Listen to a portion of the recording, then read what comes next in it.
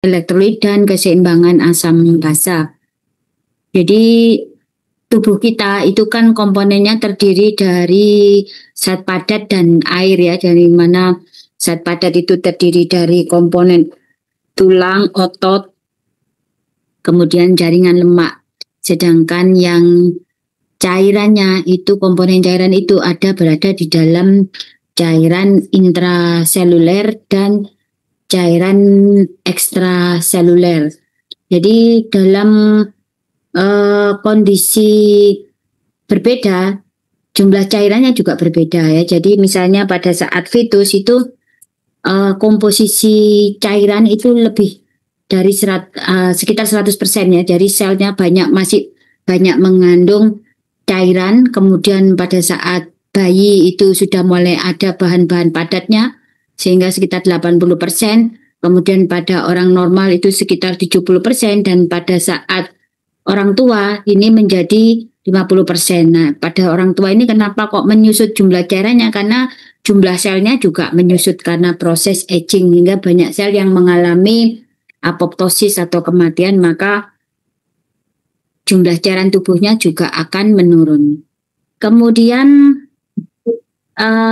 jumlah cairan berdasarkan kompartemennya. Jadi total cairan tubuh kita itu ada sekitar 60% dari berat badan.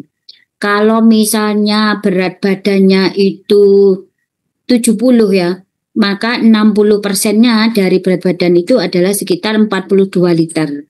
Kemudian dari total cairan tubuh ini ada dibagi menjadi cairan intraseluler dan cairan ekstraseluler. Cairan intraseluler sekitar 40% dari berat badan, sehingga kalau 70 maka 7 kali 4 atau 28 liter. Kemudian kalau ekstraselulernya ini 20% dari berat badan, sehingga ada sekitar 14 liter. Kemudian cairan ekstraseluler ini akan terbagi lagi menjadi cairan intravaskuler dan cairan ekstravaskuler atau interstisial. Kalau yang intravaskuler 4% dari berat badan, maka sekitar 2,8 liter, sedangkan yang ekstravaskuler atau interstisialnya sekitar 16% atau 11,2 liter. Sang hitung ya ini ya, nanti ya kalau ada ujian keluar seperti ini. Kemudian tubuh itu harus mengatur keseimbangan cairan. Jadi cairan yang keluar harus sama jumlahnya dengan cairan yang masuk. Jadi misalnya cairan yang masuk itu adalah 2.700 mili, maka yang keluar juga harus 2.700 mili. Nah, komposisi dari 2.700 mili tadi, kalau intake itu berasal dari makanan sekitar 1.250 mili, kemudian dari proses metabolisme ini sekitar 300 mili, dari minuman sekitar 1.200 mili. Sedangkan kalau yang cairan yang keluar itu komposisinya urinnya 1.500 mili, kemudian penguapan di kulit sekitar 500 mili, hasil penguapan dari paru sekitar 700 mili, kemudian dari feses sekitar 50 mili, sehingga totalnya harus sama antara input dan output. Saya lanjutkan.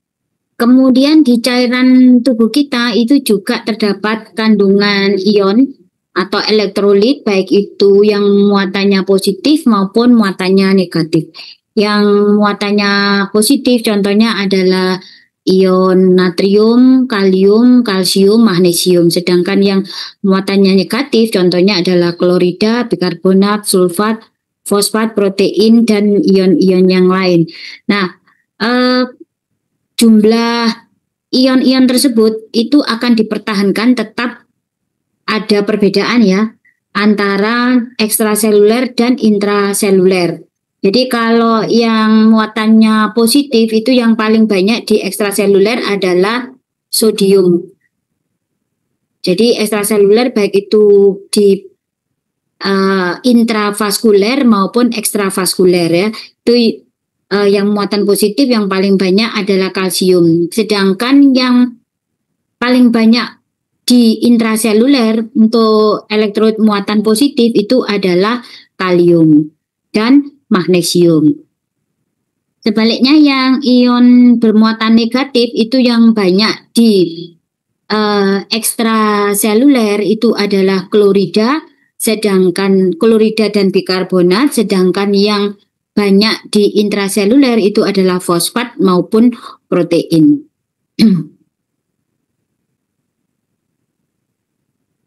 Osmolalitas dari plasma itu 92% diperankan oleh ion sodium, sedangkan 8% diperankan oleh bahan-bahan terlarut lain di dalam plasma yaitu kalium, kemudian kalsium, magnesium, urea, glukosa maupun protein. Sehingga apabila ada perubahan dari kadar ion natrium di dalam cairan ekstraseluler ini yang nanti akan berubah atau berperan untuk merubah tekanan osmolaritas dari plasma. Berikutnya adalah regulasi dari cairan. Jadi regulasi cairan ini diperankan oleh 3 mekanisme, yaitu mekanisme haus, mekanisme hormon ADH maupun hormon aldosteron. Nah, pada saat tubuh kita dalam kondisi kelebihan cairan, maka ini akan menghambat, yaitu menghambat pelepasan ADH, menghambat pelepasan aldosteron, menghambat rangsangan haus, sehingga ini nanti akan menyebabkan terbentuknya urin yang lebih banyak dan urinnya bersifat lebih encer, sehingga jumlah cairan tubuh akan kembali menurun atau normal.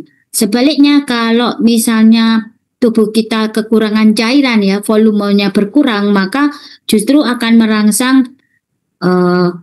respon haus, kemudian pelepasan ADH, kemudian juga pelepasan aldosteron. 2 hal ini, aldosteron dan ADH ini akan berperan di dalam proses pemekatan dari urin, sehingga urin menjadi lebih sedikit, lebih pekat.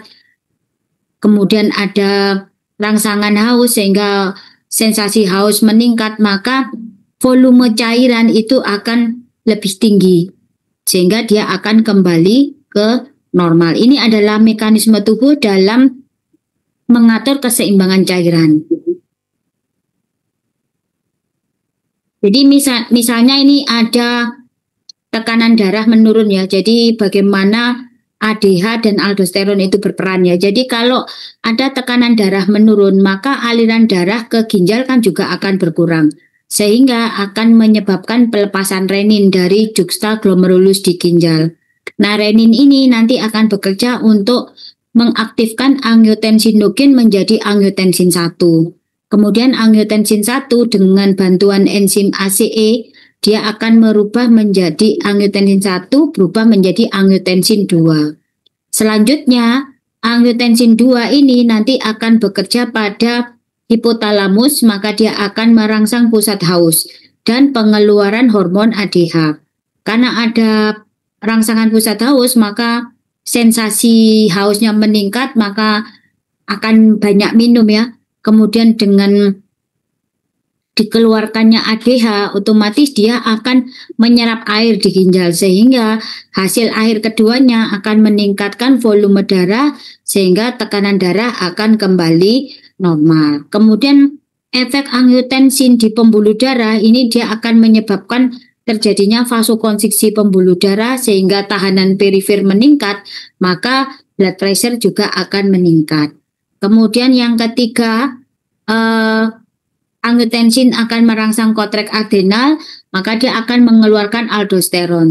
Nah, aldosteron ini nanti akan bekerja untuk mereabsorpsi air dan natrium di tubulus proksimal dari ginjal sehingga volume cairan meningkat. Jadi semua ini nanti akan meningkatkan kembali volume darah dan tekanan darah.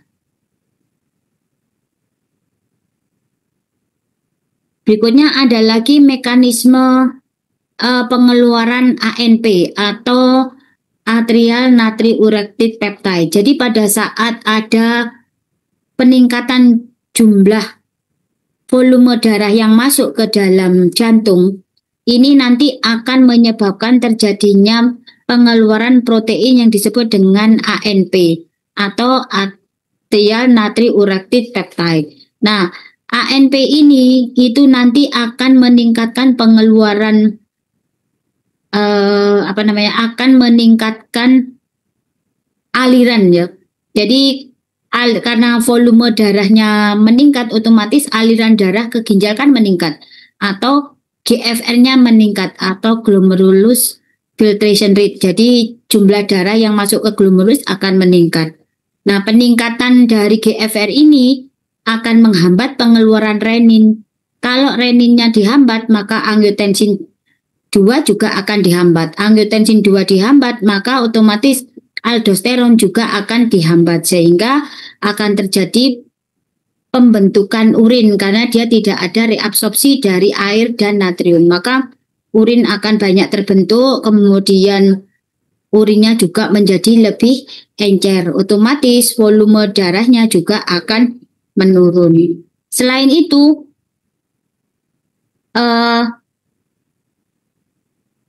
pada saat ada jumlah volume darah yang meningkat juga akan mengaktifkan BNP. BNP ini akan menyebabkan terjadinya vasodilatasi dari pembuluh darah, maka dia akan menyebabkan penurunan tekanan darah sehingga volume penurunan tekanan darah.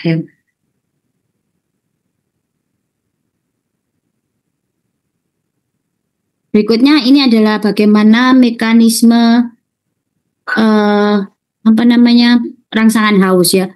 Jadi pada saat jumlah cairan darah itu menurun atau tekanan darah itu menurun, maka akan terjadi kekentalan dari cairan kan meningkat ya. Nah, kekentalan dari cairan ini nanti akan diterima oleh osmoreseptor. Osmoreseptor yang ada di hipotalamus ini nanti akan merangsang pusat haus di hipotalamus sehingga ada sensasi haus, kemudian kita menjadi minum banyak air, maka air tadi akan diserap di intestinal sehingga akan terjadi jumlah air akan masuk ke dalam darah, maka darah akan menjadi lebih encer lagi atau osmolalitasnya menjadi menurun. Nah, kalau sudah osmolalitasnya sudah menurun, maka dia akan menghambat pusat haus lagi sehingga tidak terjadi kita minum terus-menerus. Selain melalui osmoreseptor juga kalau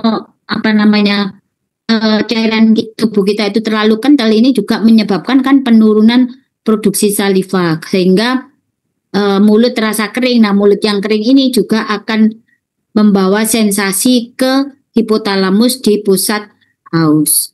Kemudian selain dihasilkan atau dirangsang oleh osmoreseptor, pusat haus ini juga akan dirangsang oleh pengeluaran angiotensin 2. Jadi apabila ada penurunan volume darah sehingga aliran darah ke ginjal menurun, maka akan terjadi aktivasi renin. Renin mengaktifkan angiotensinogen menjadi angiotensin 1. Angiotensin 1 berubah menjadi angiotensin 2 dengan bantuan ACE, maka angiotensin 2 ini nanti akan bekerja di hipotalamus untuk merangsang pusat haus.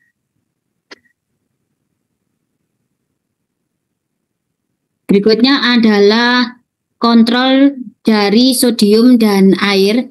Jadi kalau terjadi extracellular osmolarity, jadi faktornya extracellular osmolarity ini kan dipengaruhi atau diatur oleh kadar ion natrium ya. Maka akan misalnya ion natrium di dalam darahnya berlebih sehingga cairan darah itu menjadi lebih kental, maka yang berfungsi untuk mengembalikan dalam kondisi menjadi normal lagi itu adalah mekanisme haus dan peran dari ADH. Nah, efeknya maka akan terjadi water intake-nya akan meningkat, kemudian terjadi reabsorpsi air dari ginjal.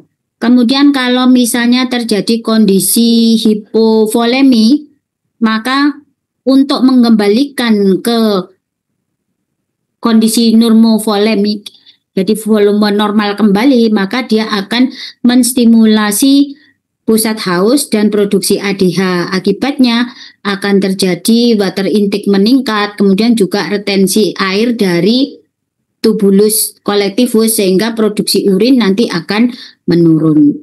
Kemudian juga bisa terjadi stimulasi aldosteron ya. Aldosteron ini akan menyebabkan terjadinya reabsorpsi air dan natrium di tubulus proksimal.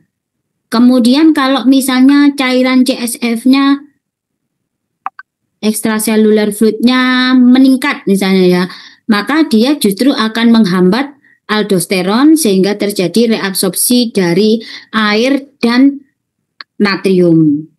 Bagaimana kalau terjadi hipoosmolality atau kadar natrium di dalam darah itu menurun sehingga darah menjadi lebih encer, maka ini akan menyebabkan penghambatan dari sekresi ADH sehingga reabsorpsi air di tubulus colectivus akan meningkat, maka volume dari air itu juga akan meningkat ya. Keliru. Kalau menghambat ADH, maka justru reabsorpsi dari air ini menjadi menurun sehingga terjadilah produksi urin yang meningkat, maka kekentalan dari cairan darah atau cairan tubuh itu akan kembali normal.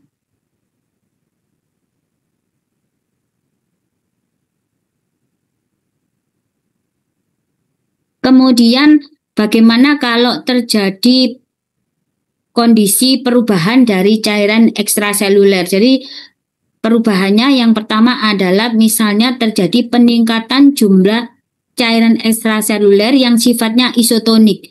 Kalau sifatnya isotonik berarti kelebihan air dan kelebihan elektrolit ya. Jadi terjadi kelebihan air dan kelebihan elektrolit, maka tidak ada perubahan dari osmolalitas. Sebaliknya kalau misalnya terjadi hipervolemi tapi hipotonik, maka dia terjadi kelebihan air, tetapi natriumnya yang menurun. Kalau hipertonik, maka dia akan terjadi sedikit kelebihan air, tetapi natriumnya ya yang jadi kelebihan air dibanding kelebihan airnya itu lebih sedikit dibandingkan kelebihan elektrolitnya. Contohnya misalnya kita diberikan cairan infus misalnya yang plasma darah ya. Plasma darah tadi kan dia banyak mengandung ion natrium ya, karena dia letaknya kan di ekstraseluler. Sehingga kalau kita diberikan cairan plasma darah, maka jumlah cairannya sedikit tetapi elektrolitnya yang banyak. Sehingga cairan tubuh kita nanti akan menjadi hipertonik. Sebaliknya kalau kekurangan cairan ini dalam bentuk isotonik, maka kita kekurangan cairan dan elektrolit dalam perbandingan yang sama sehingga osmolalitasnya tidak berbeda. Kalau hipotonik ini jumlah cairannya itu yang hilang itu lebih banyak natriumnya ya. Natriumnya cairannya berkurang, misalnya kalau natrium yang lebih banyak itu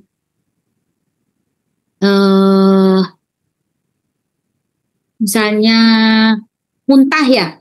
Muntah itu kan banyak mengandung natrium ya, cairan dari gaster. Nah, itu akan menyebabkan kita kekurangan cairan yang sifatnya hipotonik. Kalau yang hipertonik itu relatif lebih banyak air yang keluar, misalnya berkeringat atau diare. Ini jumlah airnya yang keluar itu lebih banyak dibandingkan jumlah elektrolitnya. Sehingga osmolalitasnya akan menjadi meningkat. Nah, kita perlu mengetahui apakah kondisi cairan itu cairan tubuh kita itu normal atau hipotonik atau hipertonik itu nanti penting dalam proses rehidrasi ya. Misalnya ini ada pasien datang dengan diare dan mual dan muntah sehingga ada penurunan jumlah cairan. Maka kita harus melihat berapa kadar ion natriumnya. Kalau ion natriumnya itu masih normal, berarti jumlah cairan dan jumlah elektrolit kan keluar sama ya. Maka kita bisa memberikan cairan-cairan yang sifatnya isotonis. Misalnya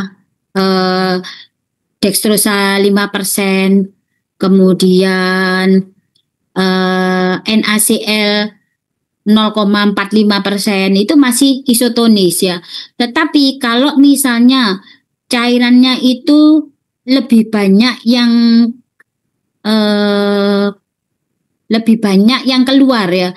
Misalnya cairan lebih banyak keluar tapi natriumnya itu lebih tinggi, maka dia kan dalam kondisi hipertonis. Maka kita tidak boleh memberikan cairan yang sifatnya hipotonis. Misalnya hipotonis itu apa ya? Misalnya air gitu ya. Karena apa? Karena nanti akan terjadi odem. Jadi kalau orang dalam kondisi dehidrasi berat, jangan hanya dikasih air. Karena kalau begitu dia dikasih air itu kan sifatnya hipotonis, maka dia akan menyebabkan terjadinya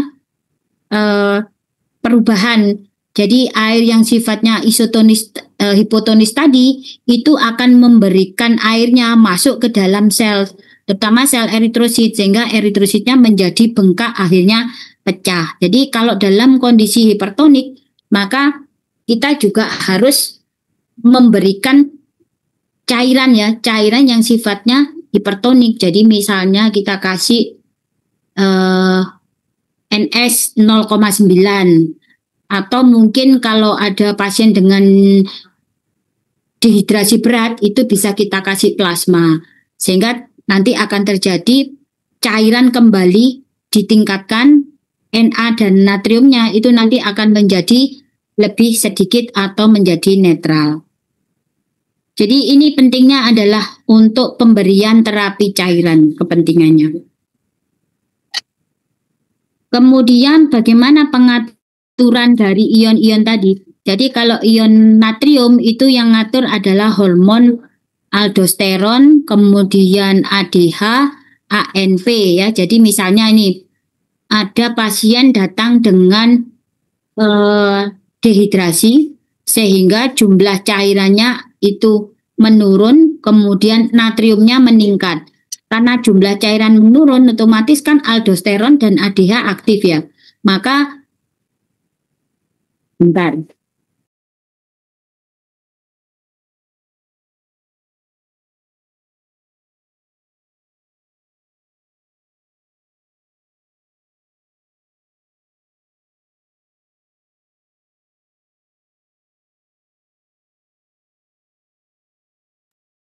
Maka aldosteron dan ADH tadi akan menyerap air di tubulus sehingga air akan masuk ke dalam darah, maka darah akan menjadi lebih encer lagi. Maka dia akan kembali ke isotonis.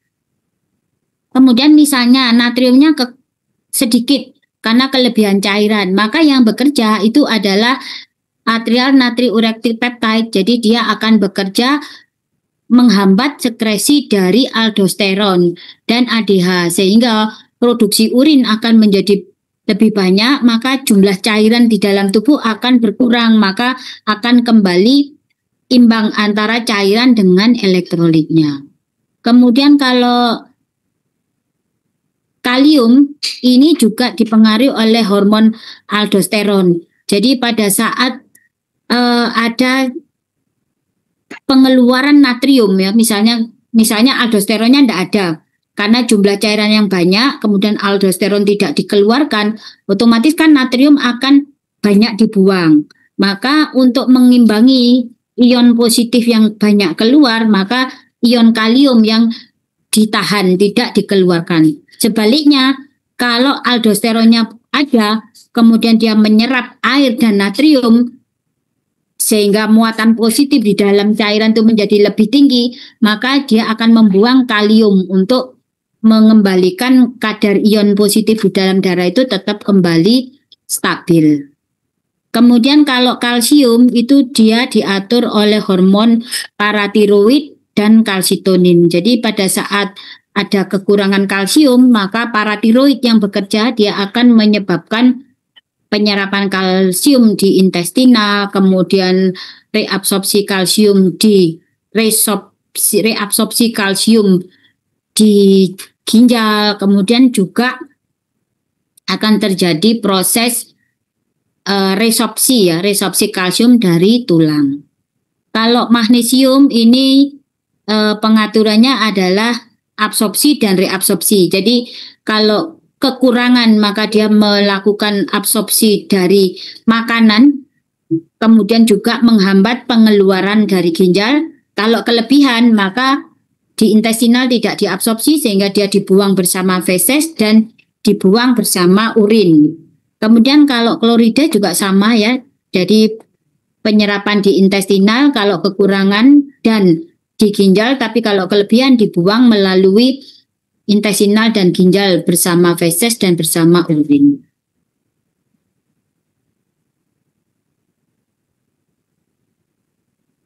Ini adalah mekanisme pengaturan ion natrium dan ion kalium ya. Jadi misalnya terjadi peningkatan kadar natrium di dalam darah karena misalnya terjadi kondisi dehidrasi sehingga ada pengeluaran cairan yang lebih dibandingkan natriumnya, maka kan terjadi peningkatan kadar natrium di dalam darah atau terjadi osmolalitas darah meningkat. Nah, ini akan merangsang pengeluaran aldosteron.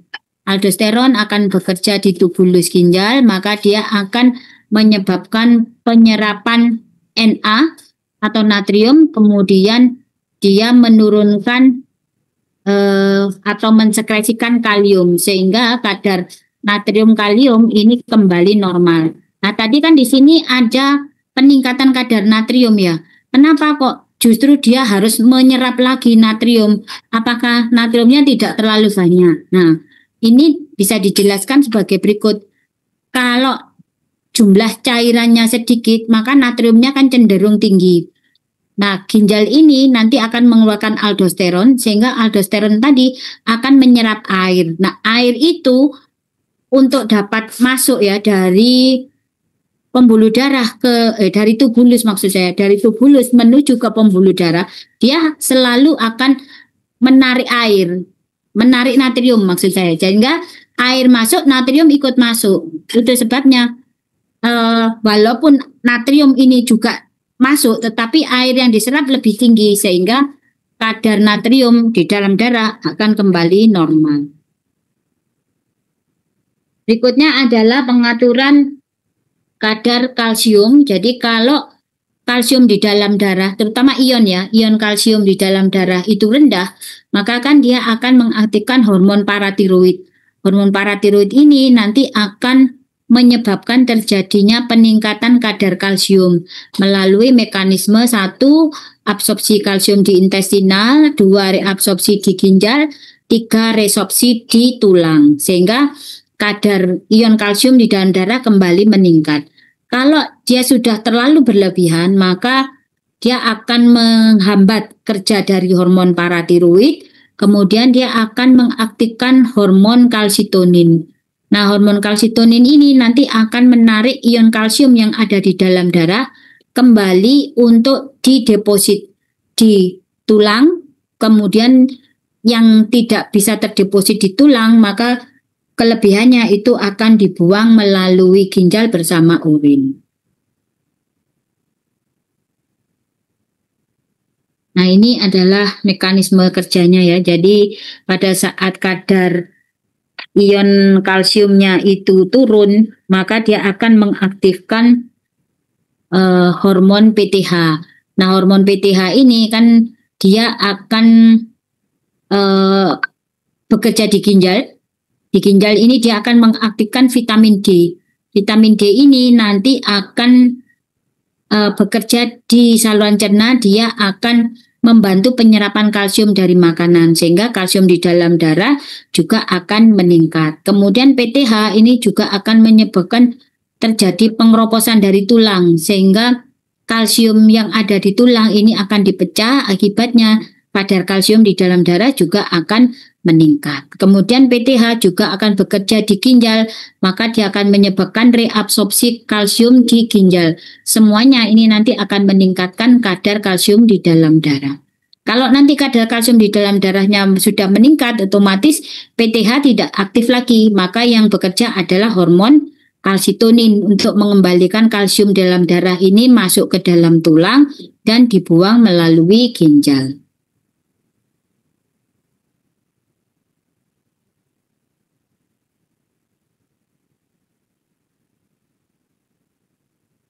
Ini sama ya tadi. Nah, ini kesimpulannya bahwa yang dimaksud dengan osmolaritas itu adalah tekanan osmotik yang menunjukkan jumlah molekul terlarut per liter dari larutan. Kemudian kalau osmolalitas itu adalah tekanan osmotik yang menunjukkan jumlah mol per kilogram pelarut. Jadi beda ya antara osmolalitas dan osmolaritas. Kemudian determinan. Jadi faktor utama untuk osmolalitas itu adalah sodium, kemudian yang berperan di dalam pengaturan sodium atau natrium dan keseimbangan air itu adalah aldosteron, ADH, dan sistem renin-angiotensin. Jumlah cairan tubuh kita itu sekitar 60-70% dari berat badan, kemudian dari cairan tubuh tadi akan terbagi menjadi intraseluler dan ekstraseluler, di mana intraselulernya adalah sekitar 40% dari berat badan, sedangkan ekstraseluler ada 20% dari berat badan. Kemudian cairan ekstraseluler akan terbagi lagi menjadi intravaskuler dan ekstraseluler. Biru. Ekstraseluler ini menjadi 20%. Ekstraseluler ini akan terbagi menjadi intravaskuler dan ekstravaskuler atau interstisial ya. Kemudian keseimbangan osmosis ini dipertahankan antara kompartemen ekstra dan intraseluler, walaupun jumlah partikel yang terlarut itu nanti artinya dia dipertahankan untuk mempertahankan komposisi dari partikel yang terlarut tadi. Jadi misalnya cairan ekstraseluler harus banyak mengandung natrium dibandingkan cairan intraseluler. Kemudian cairan intraseluler harus lebih banyak mengandung kalium dibandingkan ekstraseluler. Itu harus tetap dipertahankan seperti itu. Jadi tidak boleh ada perubahan menjadi ekstraseluler menjadi lebih banyak kaliumnya atau intraseluler menjadi lebih banyak natriumnya.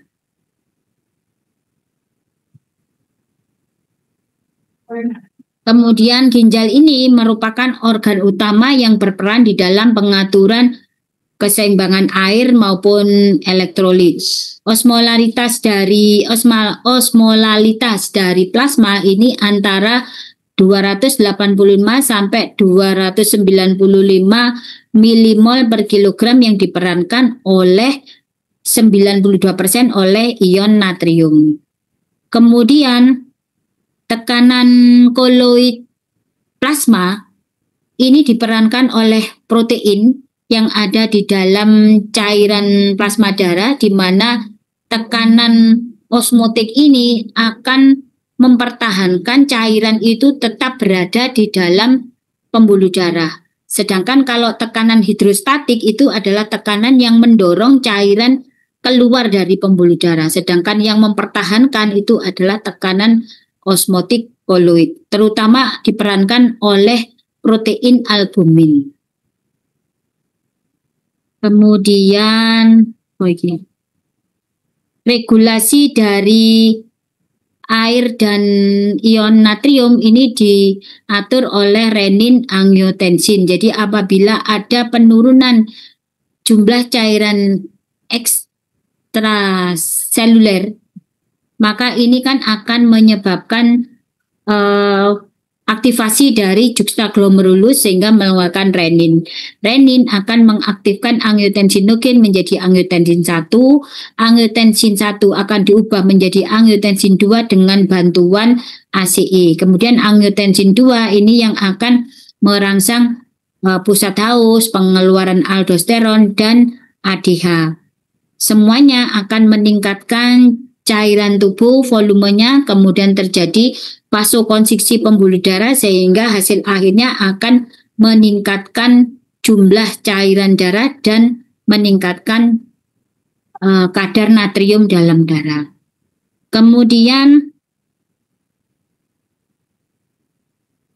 sekresi ADH maupun renin ini kan diatur oleh adanya perubahan osmolalitas atau perubahan kadar natrium di dalam darah. Kalau kadar natrium di dalam darah itu sedikit, otomatis volume cairannya lebih banyak, maka dia akan menghambat sekresi ADH dan renin. Sebaliknya, kalau misalnya kadar ion natriumnya lebih banyak sehingga cairan itu menjadi lebih pekat, maka dia akan merangsang pengeluaran ADH dan renin sehingga akan terjadi penyerapan air untuk mengembalikan ke kondisi yang normal.